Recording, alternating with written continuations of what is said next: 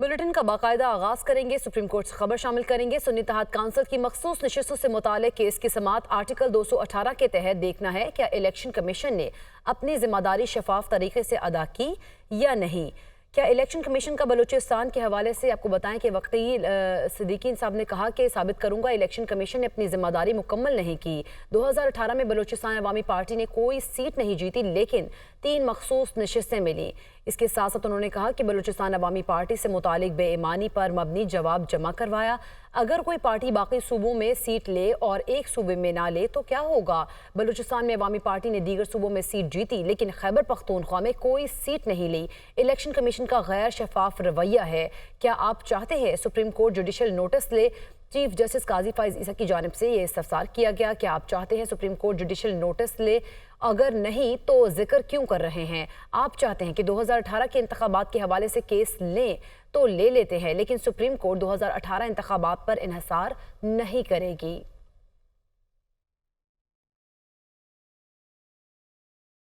आगे बढ़ते आपको बताएं कि सुप्रीम कोर्ट में कासिम सूरी इंतखाबी उज़रदारी केस की समाअत। सुप्रीम कोर्ट ने साबिक डिप्टी स्पीकर कासिम सूरी की जायदादों की तफसीलात तलब कर ली। अदालत ने FIA से कासिम सूरी से मुतालिक रिपोर्ट तलब कर ली। वफाकी हुकूमत और FIA बताए कासिम सूरी कहाँ पर हैं। हुक्मनामा ये जारी किया गया। बलूचिस्तान हुकूमत कासिम सूरी की जायदादों की रिपोर्ट पेश करे। कासिम सूरी अदालती हुक्म के बावजूद फिर पेश नहीं हुए। कासिम सूरी के साथ मेरा कोई राब्ता नहीं है, वकील नईम बुखारी की जानिब से कहा गया। जबकि कासिम सूरी सुप्रीम कोर्ट से हुक्म इम्तना लेकर बैठ गए हैं। चीफ जस्टिस पाकिस्तान की जानिब से कहा गया। चीफ जस्टिस काजी फाइज ईसा की सरबराही में 4 रुकनी लार्जर बेंच ने केस की समाअत की। कासिम सूरी के वकील नईम बुखारी की मामले पर आज खुद नोटिस देने की सदा मुझे अदालत से जाने का हुक्म दिया जाए। वकील की जानिब से कहा गया इतनी खूबसूरत शख्सियत को जाने का कैसे कह दें। चीफ जस्टिस पाकिस्तान की जानिब से ये कहा गया, जबकि उन्होंने कहा कि मुझे पता होता तो मैं मेकअप करके आ जाता। अदालत ने वफाकी सूबाई हुकूमत को नोटिस करके समाअत गैर मुअय्यना मुद्दत तक मुलतवी कर दी। इद्दत केस में अपील का फैसला 1 माह में करने की डायरेक्शन पर नजरसानी की दरख्वास्त खारिज कर दी गई। इस्लामाबाद हाई कोर्ट ने खावर मानिका की नजरसानी दरख्वास्त खारिज कर दी है। इद्दत केस अपीलों पर 12 जुलाई तक फैसला करने का इस्लामाबाद हाई कोर्ट का फैसला बरकरार है। अदालत का ट्रायल कोर्ट को 1 माह में फैसला करने वाली जजमेंट पर अमल दरामद का हुक्म। जस्टिस मियां गुल हसन औरंगजेब ने सेशन कोर्ट को 1 माह में अपीलों पर फैसला करने का हुक्म बरकरार रखा।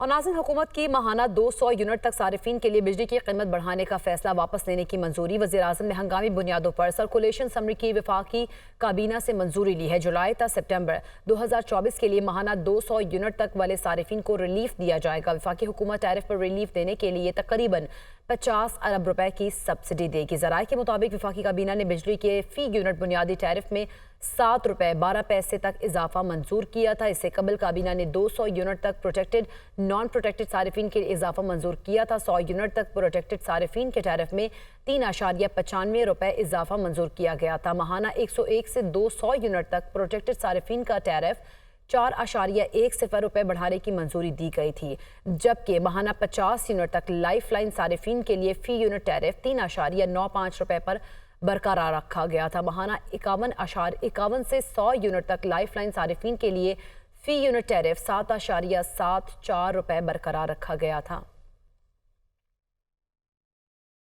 आगे बढ़ते आपको बताएं कि कौमी असम्बली में अपोजिशन लीडर उमर अयूब ने कहा है कि हुकूमत ने खुद अपने ब्लड से शहरक काटी और फंदा अगले पर डाला है। बजट इक्तिसादी दहशत गर्दी है। बजट का यूनिट कुछ दिनों में 100 रुपए से ऊपर जाएगा। डॉलर 350 से ऊपर हो जाएगा। किसानों से गंदम खरीदी नहीं और 400 अरब रुपए की गंदम बाहर भेज रहे हैं। कहां कहां से कमीशन बनाएंगे। ये सारे लोग इन्हीं अदालतों में घूमते नजर आएंगे। अफराते ज़र तेजी से बढ़ेगी। पेट्रोल की कीमतों में इजाफा होगा। याद रखिएगा, लोग सड़कों पर निकलेंगे। वो ATC लाहौर के बाहर मीडिया से गुफ्तगू कर रहे थे। मजीद क्या कहा, ये देखते हैं। खुद अपना ब्लेड लेके अपनी शारागाज काटी है। खुद ये फांसी के फट्टे पे चढ़ के इन्होंने फंदा अपने गले पे डाला है और उन्होंने ये डिसाइड किया, ये इन्होंने वहां से छलांग लगा दी अपने आप को फांसी देने के लिए। ये फिगर्स याद रखिएगा। आपकी बिजली का यूनिट PTI के दौर में 17 रुपए यूनिट, अब 85 यूनिट से तजावज कर रहा है। ये 100 रुपए से ऊपर जाएगा यूनिट अगले कुछ दिनों में। डॉलर की कीमत आज 275 है, मसनूई तौर पे 275 रुपए रुपए फी डॉलर ये है, ये 350 रुपए फी डॉलर अगले कुछ दिनों में जाएगा। साबिक स्पीकर कौमी असम्बली असद कैसर ने कहा है कि मौजूदा बजट IMF का बजट है। पार्लियामेंट में बैठे लोग अवामी नुमाइंदे नहीं, ये जाली मैंडेट से आए हैं। बिजली पेट्रोल की कीमतों में इजाफा जुल्म है। अवाम के लिए 2 वक्त की रोटी का हुसूल मुश्किल हो गया है। हक के लिए आवाज़ उठाने की इजाज़त नहीं दी जा रही। मुल्क में सिविलियन मार्शल लॉ है, कोई आइन कानून नहीं है। वो मीडिया से गुफ्तगू कर रहे थे। मजीद क्या कहा, ये देखते हैं।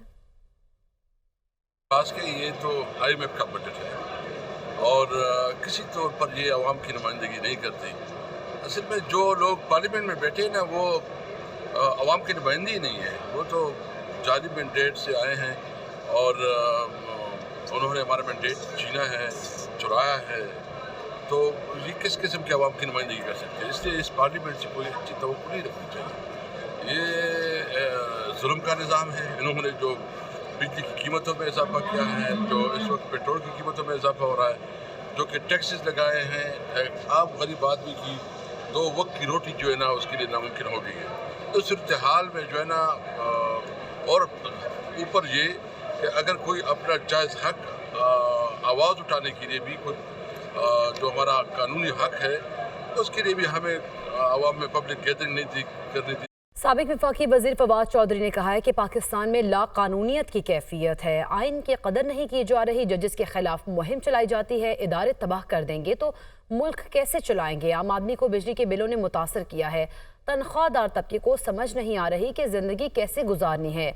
अवाम की कमर तोड़कर अपने मुल्क हॉलैंड चले जाएंगे। पूरी दुनिया कह रही है आप इस्तेहकाम लाएं। अदम इस्तेहकाम तब ख़त्म होगा जब आप बानी PTI को निज़ाम में लाएंगे।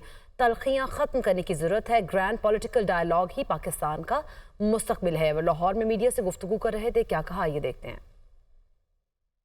पाकिस्तान में एक लॉलेसनेस की कैफियत है, ला कानूनियत की जो है वो कैफियत है। आइन का जो कदर है वो नहीं की जा रही। जजेस के खिलाफ कैंपेन्स जो हैं वो चलाई जाती हैं। जब आप तमाम इदारे तबाह कर देंगे तो आप मुल्क कैसे चलाएंगे? आम आदमी को बिजली के बिलों ने हर्ट किया है। तनख्वाहदार तबका जो है उसको समझ नहीं आ रही है कि मैंने ज़िंदगी कैसे गुजारनी है। ये जो हमारे फाइनेंस मिनिस्टर हैं, ये हॉलैंड के शहरी, पाकिस्तान के लोगों की कमर तोड़ के ये वापस जाएंगे और तोड़ दी है उन्होंने कि आप इस्तेहकाम लाएं। और ये अदम इस्तेहकाम तब ख़त्म होता है जब इमरान खान को आप सियासी प्रोसेस में शामिल करते हैं, उनको लेके आते हैं। मेरे ख्याल में तलखियाँ कम करने की।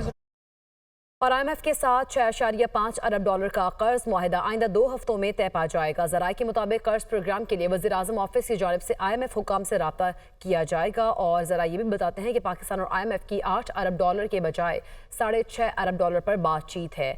IMF मिशन के साथ मुआशी टीम की गुज़श्ता 3 रोज़ से बातचीत जारी है। वज़ीर-ए-आज़म ऑफिस और वज़ारत ख़जाना की जानिब से MD IMF से रब्ता भी किया जाएगा। आपको बताएं कि IMF के साथ 6.5 अरब डॉलर का कर्ज मुआहिदा आइंदा 2 हफ्तों में तय पा जाएगा। और नाज़रीन, वफाकी काबीना ने हसास इदारे के नामजद ऑफिसर को कॉल ट्रेस करने का इख्तियार देने की मंजूरी दे दी है। ज़राए के मुताबिक काबीना ने सर्कुलेशन के जरिए असम्बली की मंजूरी दी है।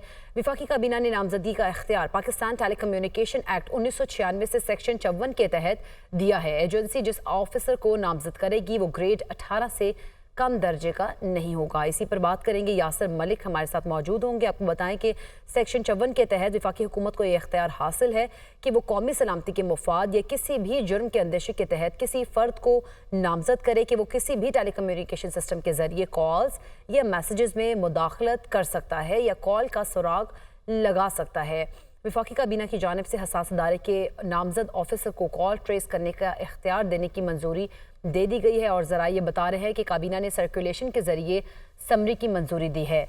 वफाकी काबीना ने नामजदगी का इख्तियार पाकिस्तान टेलीकम्युनिकेशन एक्ट 1996 के सेक्शन 54 के तहत दिया है। एजेंसी जिस भी ऑफिसर को नामजद करेगी वो ग्रेड 18 से कम दर्जे का नहीं होगा, जबकि सेक्शन 54 के तहत वफाकी हुकूमत को ये इख्तियार हासिल है कि वो कौमी सलामती के मुफाद या किसी भी जुर्म के अंदेशे के तहत किसी फ़र्द को नामजद करे कि वो किसी भी टेलीकम्युनिकेशन सिस्टम के ज़रिए कॉल्स या मैसेजेस में मुदाखलत कर सकता है या कॉल का सुराग लगाना या उसको ट्रेस कर सकता है।